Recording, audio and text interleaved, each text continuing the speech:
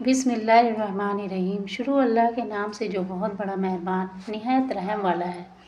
शेख अबू मूसा फरमाते हैं, मुझे ये इत्तला मिली कि हमारे शेख अबुल गैस रबी मारदेनी कुरान मजीद सामने रखकर इसकी तलावत करते हैं। हालांकि उन्होंने कतन रस्मुल ख़त से आगही हासिल नहीं की थी। मुझे इस बात पर यकीन नहीं आता था।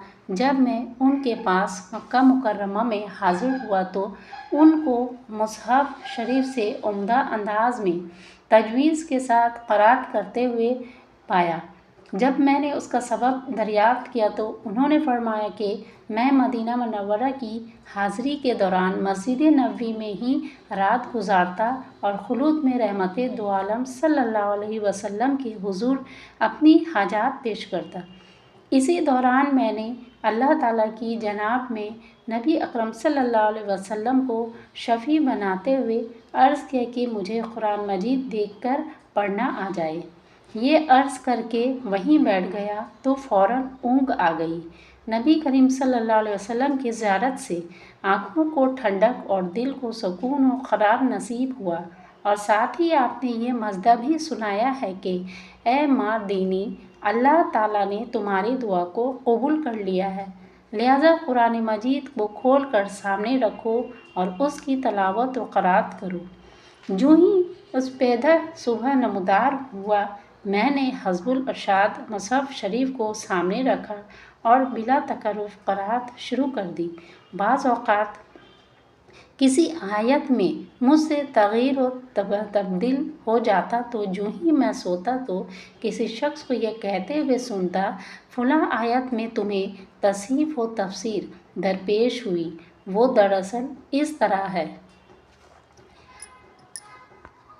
अबुल अब्बास बिन अहमद बिन मोहम्मद अल-वाती ने बताया कि शहर फ़ास में एक औरत थी। उसको जब कोई तल्ख़ी व तंगी और परेशान कुन सी सूरत हाल दरपेश होती तो वो दोनों हाथ अपने चेहरे पर रख कर और आंखें बंद करके कहती, मोहम्मद सल्लल्लाहु अलैहि वसल्लम, तो अल्लाह ताला इसमें पाक की बरकत से वो परेशानी दूर फरमा देता।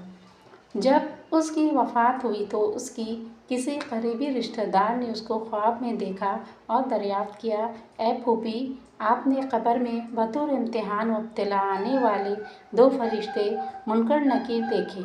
तो उसने कहा, हाँ, वो मेरे पास आए। जो ही मैंने उनको देखा तो अपने हाथ मुंह पर रख लिए और कहा, मोहम्मद सल्लल्लाहु अलैहि वसल्लम।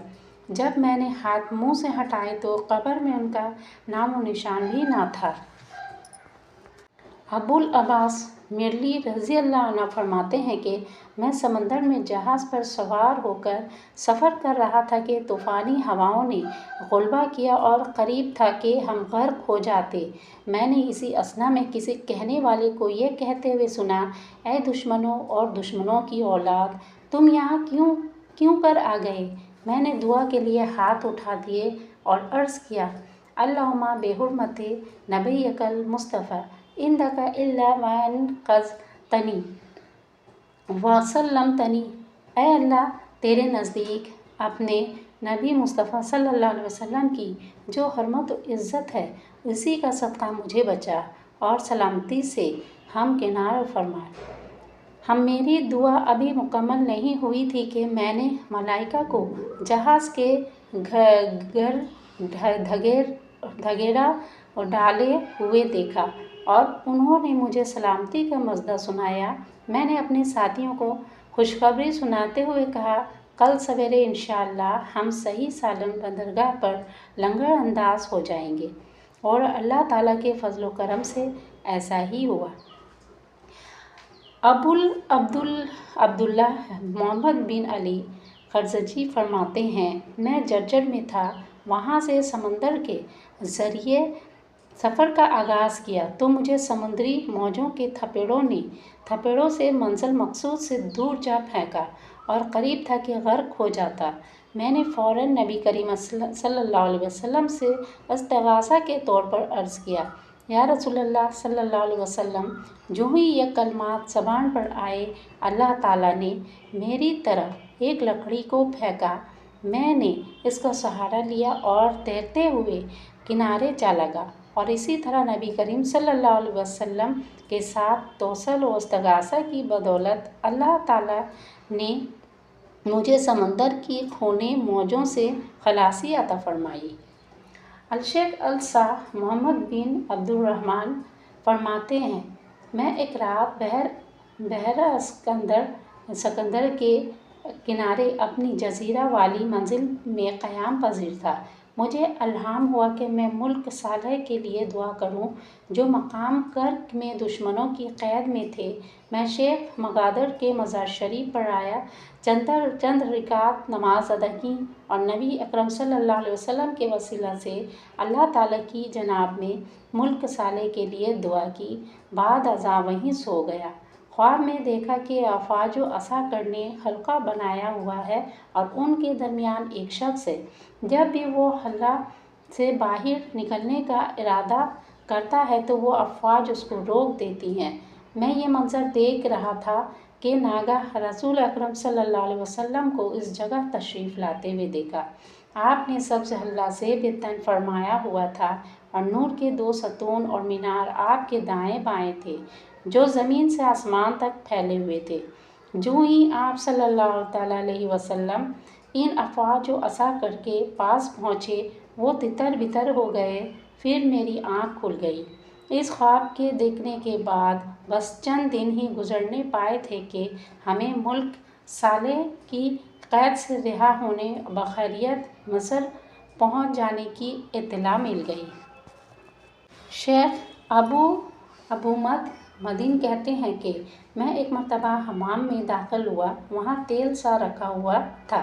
میں نے اس کو داڑھی پر ملا تو جو ہی باہر آیا داڑھی کے سارے بال جھڑ چکے تھے اور ایک بھی بال باقی نہیں بچا تھا۔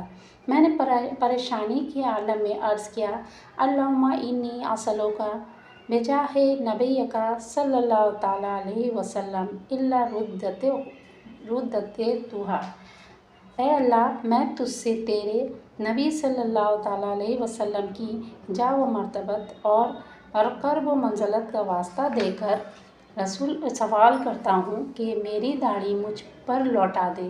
بس اتنا عرض کرنا تھا کہ وہ فوراً رک گئی اور نبی کریم صلی اللہ علیہ وسلم کی بدولت پہلے سے بھی بہتر اور خوبصورت ہو گئی۔ الشیخ العارف عتیق رضی اللہ عنہ فرماتے ہیں کہ ہم حاجیوں کے ایک قافلہ میں تھے، انہیں سخت پیاس لگی، پانی بہت کم تھا۔ قافلہ میں سے ایک جماعت نے شیخ ابو النجا سالم بن علی کی پناہ لی اور ان سے بارش کے لیے التجا کی۔ وہ لوگوں سے علیحدہ ہو گئے اور قنوت میں اللہ تعالیٰ سے دعا کی اور نبی کریم صلی اللہ علیہ وسلم کا وسیلہ پیش کیا۔ اللہ تعالیٰ نے فوری طور پر بارش نازل فرمائی اور سب اہل قافلہ کو وافر مقدار میں پانی دستیاب ہو گیا۔